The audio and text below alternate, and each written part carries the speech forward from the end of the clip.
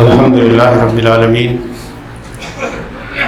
والصلاة والسلام علی رسولہ الکریم وعلی آلہ واصحابہ اجمعین الی یوم الدین، اما بعد۔ اعوذ باللہ من الشیطان الرجیم، بسم اللہ الرحمن الرحیم۔ لَتُبْلَوُنَّ فِي أَمْوَالِكُمْ وَأَنفُسِكُمْ وَلَتَسْمَعُنَّ مِنَ الَّذِينَ أُوتُوا الْكِتَابَ مِنْ قَبْلِكُمْ وَمِنَ الَّذِينَ أَشْرَكُوا أَذًى كَثِيرًا وَإِن تَصْبِرُوا وَتَتَّقُوا فَإِنَّ ذَلِكَ مِنْ عَزْمِ الْأُمُورِ۔ صدق اللہ العظیم۔ محترم صدر مجلس جناب محمد جعفر صاحب، رفقائے محترم اور قابل احترام بہنوں اور بیٹیوں، السلام علیکم ورحمۃ اللہ وبرکاتہ۔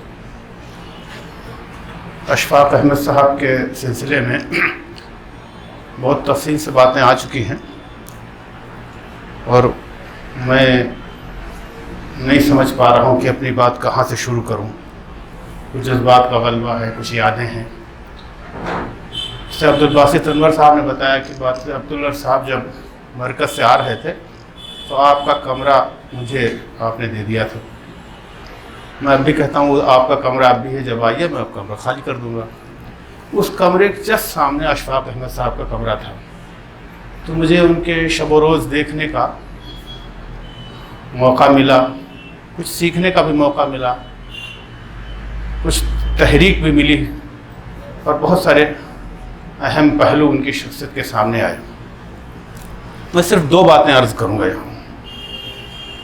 ایک بات یہ ہے کہ اجتماعی زندگی جہاں کسی فرد کے ارتقاء میں بہت اہم کردار ادا کرتی ہے، اس میں صلاحیت پیدا کرتی ہے، اس کو ابھارتی ہے، وہیں اجتماعیت میں بعض کمزوریاں بھی ہوتی ہیں جس کی وجہ سے کئی بار شخصیتیں ڈیمیج بھی ہوتی ہیں، تباہ بھی ہو جاتی ہیں۔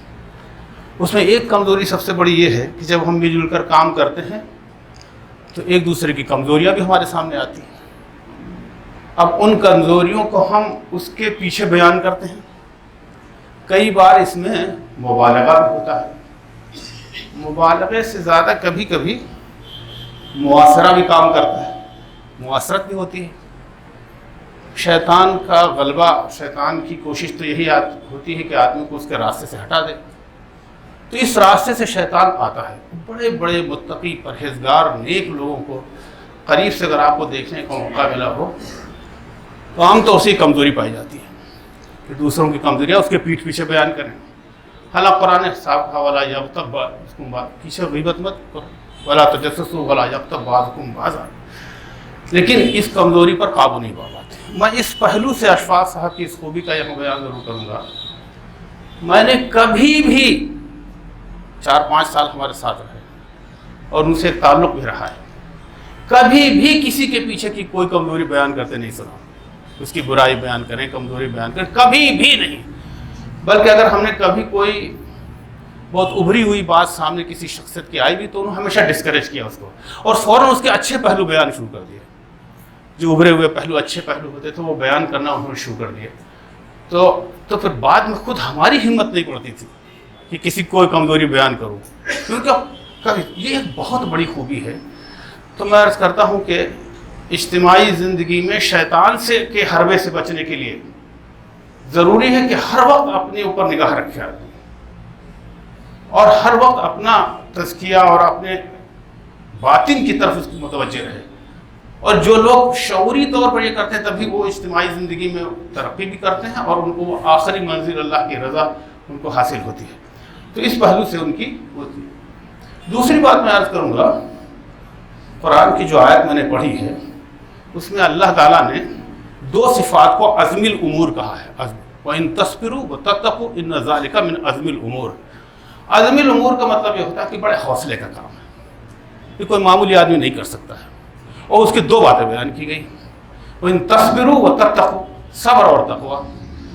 اب صبر کی یہاں اس کی گنجائش نہیں ہے کہ صبر کی کوئی بہت تشریح کی جائے، لیکن اتنی بات ضرور ہے کہ اپنے اعلیٰ مقصد کے لیے کوئی آدمی اس پر ڈٹا رہے، جمع رہے، استقامت جس کو کہتے ہیں، یہاں تک کہ وہ منزل حاصل ہو جائے۔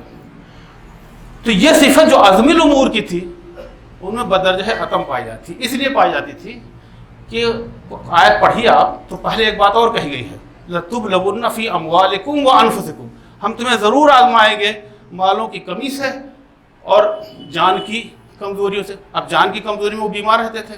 حالانکہ آپ جانتے ہیں کہ میں نے ان کو اس حالت میں دیکھا ہے کہ جب وہ دوسرے صدر تنظیم کا انتخاب ان کا ہوا تو VDC میں میں بھی تھا.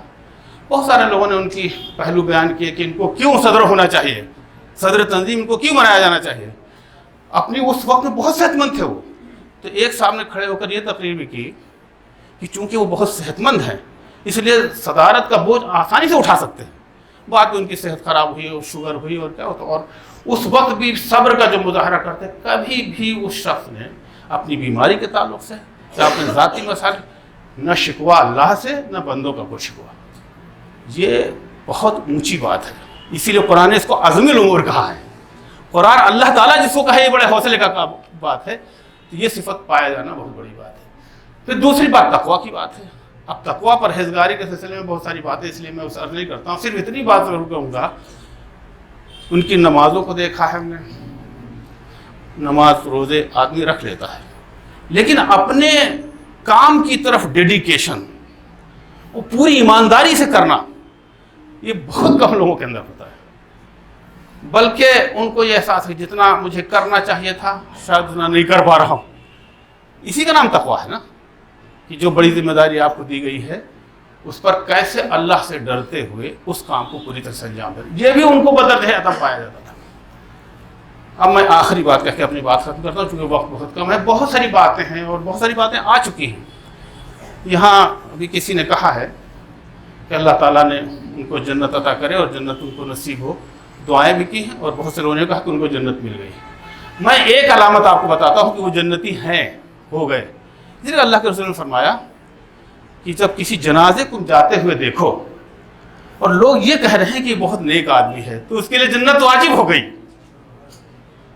وہ جنت میں پہنچ گئے. ان کے چہرے پر جو مسکراہٹ تھی, جو ان کی خوشی تھی, وہ سب بتا رہی ہے. اور جس کو آج تک کسی نے, میں ہزاروں لوگوں سے ملا ہوں, اس کے بعد بھی آج بھی کل سینکڑوں لوگوں سے ملاقاتیں ہوئی ہیں. ان کا وہاں جو مجمع تھا, جو بھیڑ تھی وہ الگ تھی, اس سے لوگوں سے ملاقات, ایک شخص نے بھی کوئی ایسی بات نہیں کہی. پورے سب یک زبان ہو کر لوگ یہ کہہ رہے تھے کہ وہ بہت شریف نیک آدمی تھے, ان پر جنت واجب ہو گئی. وآخر دعوانا الحمدللہ رب العالمین.